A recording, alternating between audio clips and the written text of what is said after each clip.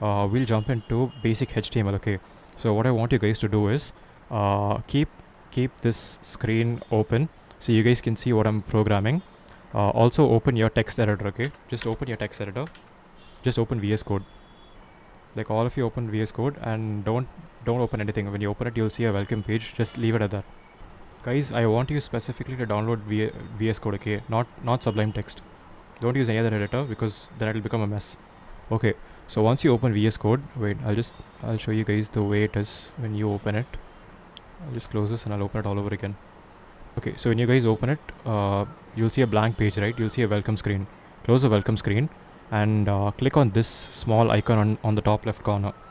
And you'll see a button that says open folder, right? Just click on open folder and create a folder somewhere on your desktop or in any other place, any other location on your PC. Just create a folder and give it some nice name. Okay, so we'll be using that folder all the way up till we upload our website on the final day. So just create a folder. I've already created a folder, so I'm just going to open that folder and I'm just going to empty that folder too. Okay, so I have no files, it's an empty folder. So you guys do the same thing. Look at your left side. Look all the way to the left and you'll see a small icon that says extensions, right? Can you see this? It's the 4 boxes with 1 box that has an offset. Click on that, okay, and you'll see a list of stuff that loads. Yes, okay, and what I want you guys to do is search for this extension called Live Server. Just search for Live Server, and if you look at the first link over here, it says Retweak Day, right? That's the name of the developer. So just open that plugin alone and you'll see a small install button. I already have it installed, so it shows uninstall. If you guys open it, it'll say install right there. So I want you guys to install that plugin. Yeah, so once you guys install Live Server, next what I want you to do is install a plugin called Prettier. Okay, just search for Prettier and you'll see Prettier code formatter, and Prettier is by an organization called Prettier again. So install this also, okay? So what this does is every time you guys write some code and you click on save, it'll automatically rearrange the code and make it look good alone. Okay, so once you're done, here's what I want you to do. Go all the way back to your Explorer, okay? Click on your Explorer and close this. Then hold down the keys Control, Shift and P. Okay, Control, Shift and P. That's the key combination you have to hold down, okay? Just hold down Control, Shift and P. Once you hold that down, it'll open a small drop down list on top. Okay? Okay, you just do that and search for the word settings, and it'll say open user settings, right? Click on open user settings. It should take you to a page like this. Just hold down Control Shift P and type user settings, and you'll see a single result that says open user settings. Open that, okay? Then click on extensions. Once you open settings, click on text editor. Just give me a second. Yeah, click on text editor, and if you look at the bottom, it says formatting, right? Click on formatting and select this option that says format on save. Enable this, okay? Format on save. So every time you save the file, Prettier will automatically format it. It'll automatically make your HTML document. It'll take care of all the alignments and all of that. Okay, here's what I want you to do. You can close settings, after which your folder is open here, right? Whatever the name of your folder is, just click on this first icon here, okay, that says new file, or just right click and click on new file. Right click and new file, okay? And then type in the words index.html, no spaces, okay? Index.html. Very specifically type index, don't type any other name, and save it with the extension .html and hit enter. So that will open a file called index.html. Now what I want you to do is just type in the word HTML, okay? Just type in the word HTML, and if you look at the second option on the list, or the option that says HTML:5, right? Can you all see the second option? It says HTML5 Emmet abbreviation. I want you to click on that option. Don't do anything else, just click on that option. You should see the text appear on your screen automatically. This document should automatically get created. Okay, just type in the word HTML and select the option that says HTML5. This should appear on your screen automatically. Okay, so once you've done that, I'll look at the bottom right corner. Do you see this option here that says go live? Okay, if you don't see this option on the right side, on the bottom right side, hold down Ctrl Shift P again and type in live server. Okay, yeah, so now you guys see an option that says open with live server, right? Open with live server. Click on that option. So you either click on this option, or at the bottom right corner it says open with live server, right? Click on that, any one of these. Once you've done that, your browser should open a new tab automatically. Done. So now if I go back to my browser, there's a new tab that gets created, and this tab has your web page in it, right? Okay, great. So now what I'm going to do is I'm going to arrange this a little bit. So what I'm going to do is I'm going to resize this so you guys can see the coding that I do, plus you can also see my screen, and I'll show you a couple of things here with HTML. Okay, so if you guys go in and look at this, the structure of this page, I'll break it down for you. Okay, this line that says meta, just remove these two lines. Okay, just this much is enough for you guys. Remove the two lines that say meta. Okay, we'll look at only this part of the HTML page. Okay, and look carefully. If you look closely, I'm going to start telling you, breaking this page down into its parts and explain what each part does. Okay, so with every HTML page, your HTML page starts with what's called the Doctype Declaration. Okay, so if you type this line in that says Doctype HTML, you're telling your web browser that this page is a HTML page. Okay, there's several different types of pages that you can see in a browser, right? There's DHTML, there's XHTML, there's XML, there's PDFs and all of that. So you have to type in Doctype HTML to tell the browser that this is a HTML page. That's your first tag. After which you see the tag HTML, right? The minute I click on the word HTML, you can see that HTML and /HTML have both been highlighted, right? So this is what is called your root tag. This is called your root tag. Okay, everything that, all code that you write should be between this HTML and /HTML page. Okay, I can actually go ahead and remove even this. I don't need this. You guys got it, right? Everything should be between HTML and /HTML. Now if you look inside it, you can see that there are two more tags, head and there's body. If you look carefully, there's head and body. Now every document should contain the head, okay, but it should compulsorily contain the head. Okay, and if you look carefully, you can see an opening tag and a closing tag, right? So closing tag will always have the slash. If you look at the slash over here, that denotes a closing tag. If it doesn't have a closing tag, if it doesn't have a slash, it's an opening tag. So you create a head element and you create a body element. Okay, so all the content that you put on the page that appears on your screen over here will be put inside this body tag. Yeah, okay, so everything that you see on your web page will be inside this body element. Okay, now if you look on top, it says document, right? Over here on the title bar, it says document, right? That document is this document here. So basically, as you would have guessed, title tag will tell the web page what should be written on top of the tab. So if I change what's written on the document to say, let's say I type in the word workshop and I hold down the keys Ctrl S, or I go to file and click on save, you can see that on the left side the page automatically refreshed and it says workshop. So no matter what changes you do inside here, and the minute you save the document, it will automatically get updated on the web page.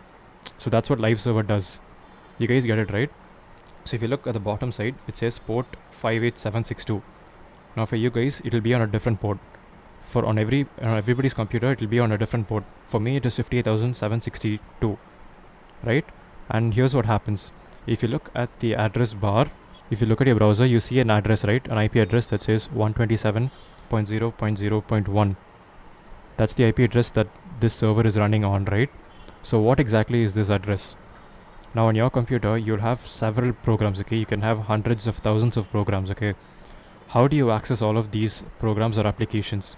You access all of these applications using this address, 127.0.0.1. This is what is known as the loopback address, okay? So what this address basically does is, it allows you to use this computer to connect to itself. It's almost like shaking your own hand, right? You use this computer to connect to this computer itself. So that's why it's called a loopback address. Now all the software vendors all across the world, when they build applications, they hardcode this loopback address into their applications. Okay, so be it a web server, be it Skype video conferencing, or be it let's say you're streaming a camera from your Android phone, be it any application, all of these applications would all run on this IP address 127.0.0.1. So this is like the IP address, the local IP address of my computer. I cannot assign this to a live server. I cannot assign this to a physical server. I cannot assign this to any other computer on my network. This address is only used inside this computer for applications inside this computer to talk to each other. Okay, you guys get the difference, right? And if you look at live server is one of the applications that you're using on this server, right? So how do you connect to live server? If I type in 127.0.0.1, it won't know which application it should connect to, right? Because this is just the name of the computer. I'm only saying connect to my own computer. I'm not telling it which application. But if I give it the port number here, this is where I'm saying I want you to connect to this port number. And on this port number, this application live server is running. It's 50,762, right? That's where this is running. Now I'll show you a small trick. If I remove this, remove the port number, okay? And I just say 127.0.0.1. What's gonna happen? Where does this page take me? What happens when I type in this address? So what happens is when I hit enter, it takes me back to Nginx, right? That's port 80. So as you can see, if I use this computer to connect to itself, it'll go to port 80, right? That's the default port. And you can see welcome to Nginx. Whereas if I open my browser and if I type in my public IP address, right? The IP address of my computer on the internet, if I type in that and I hit enter, you'll again see Nginx. So this application is the same as this application. It's exactly the same. And the only reason why we're able to connect to the same application is because we are both connected to port 80. So as you can see, there's an application called Nginx on my computer running on port 80. And this application is accessible on the global internet via port 80. It's also accessible through my local connection on port 80. So that's why I wanted you guys to understand the difference between port numbers and IP addresses. Okay, so now you'll know how exactly to run applications and connect. Now let's say I make a small change, okay? Let's say I type in the IP address, I give it a semicolon, and I give it a different port number. Let's say I give this a port number of 8080, okay? If I type 8080 and I hit enter, it'll take me to a different page that looks like this. So what you're looking at right now is a different server. If you guys remember from our slideshow, I talked about another type of server called the Apache Server, right? Apache is another type of web server. So I happen to be running Apache web server on port 8080 on this computer. So you guys get the difference, right? If I keep varying the port number, it will connect to different applications that are running on my server. So if I type in, say, 3000 and I hit enter, it will take me to a different application. At the moment, you can't reach it. Yeah, because I just closed that application. But then that's the whole point, right? You keep varying port numbers and you keep connecting to different apps. So at the moment, what I'll do is I'll connect all the way back to port 58762. So I'll just open that all again.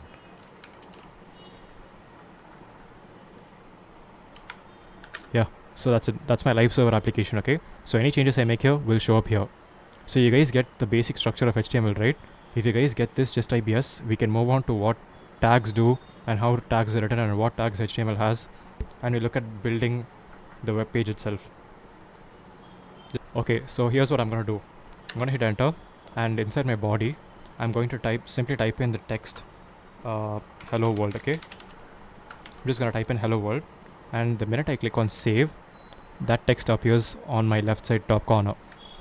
I'll just zoom into the page. I made it 500. No, not 500. Let's say 250. Okay, so you guys can see the output here that says hello world, right? So the minute I make changes, it shows up on my left side. So now what we'll do is, we know live server is working and it is logging all of our requests.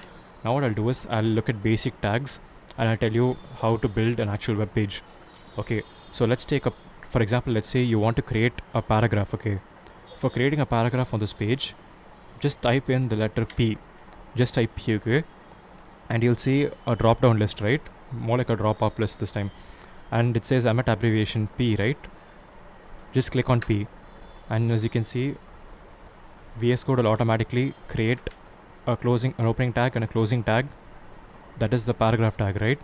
And these two together, if I type in anything here, let's say this is a paragraph. If I type in this is a paragraph and I hit save, this is a paragraph on the page. Now let's say I create a separate paragraph. I'm gonna copy this, and I'm gonna copy this and I'm gonna paste it below. This is paragraph 1, okay? And I'm going to say the same thing below, but I'm going to say this is paragraph 2. If I save it, you can see that both paragraphs have been printed, okay? 1 and 2. But since they both are in different paragraph tags, they get rendered on my output as 2 different paragraphs with a spacing in between them. Now let's say I remove the p tags entirely, and I don't put them inside a paragraph. Let's just say this is plain text, okay? And I click save. As you can see, they both get rendered on the same line without any spacing. So that's basically how your tags are used to arrange things on your page. So I showed you the most basic tag, which is a paragraph tag. Now similarly, there are several tags to format things that appear on your web page, okay? So the next tag that we'll be looking at is called your heading tag, okay? So if you want to create a heading, okay, how do your headings usually look? They're huge, they're bold, and they look thick, right? So to create a heading, there are 6 types of headings in HTML, okay? If you remember from school, it's H1, H2, H3, H4, H5, and H6. 6 types of headings, right? So just type H1 or type H2 or 3 or 4. I have just typed H3, okay? And I'm going to type heading 3, okay? I'm going to type that and I'm going to save. So it says heading 3, right? On the left side. Now if I change this, now I'll show you another trick with VS Code, okay? Let's say I want to change the word H3 in both places at the same time. Okay, listen carefully. I want to change the word H3 in both places at the same time. How do I do this? I click on this part over here on H3 and I hold down the keys Control and D. Okay, I hold down the keys Control and D. If I hold down Control and D, both places will automatically get highlighted. And this is called multi-cursor editing, okay? So now if I just click on the backspace, it deletes both places. So now I can change this into a H1 tag and it enters H1 in both places. So now to exit from multi-cursor editing, just click on escape, okay? Or click anywhere else on the page, it'll go off. And now as you can see, it says heading 3, but it's bigger this time. That's because we've put this in H1, okay? So you get the difference, right? If you guys, then what we look at, so now you know what the heading tags are, right? Okay, another thing about heading tags is that the smaller the number, the bigger the heading, okay? So H1 is the biggest, H6 is the smallest. Okay, always remember it's in reverse. Smaller the number, bigger the heading, okay? And there's only 6 types. Heading 1, 2, 3, 4, 5, and 6. Okay, so those are heading tags. Now let's say let's look at a different element, okay? Now let's look at something a little more tricky. Let's say I want a link from one page to another page. You all have seen hyperlinks, right? Even on this page, we see it says nginx.com. And if you move your mouse over here, it turns into a pointer. And if you look at the bottom left side of the screen, it says nginx.com. But it's sort of hidden because so if you click on this, it'll take you to another website, right? nginx.com. So that's basically what hyperlinks do. It makes a link clickable, and once you click on it, it takes you to a different page. So that's basically how links are created. Now what we'll do is we'll create an actual link on our page. So I'll delete this and we'll start over again. And there's nothing on my page now. To create a link, the tag that you will use is called the anchor tag, okay? Anchor. To create an anchor tag, type in A and hit enter. It creates an anchor tag, okay? Now just ignore this href part for now. Just delete the href part. Just do A and /A, okay? Opening and closing tag. Now let's type in something here. Let's say click me, okay? Save it. Now if you look over here, it says click me, right, on your page. But if you click on it, it doesn't take you anywhere. It doesn't link to another page. Your cursor doesn't change into a pointer, right? It just says click me. Now how do you make this text clickable? So when you click on it, it takes you to a different page. How do you do that? For that, what you do is you create something called an attribute. In HTML, you have a tag, which is the anchor tag, or the title tag, or the head tag. All these are tags.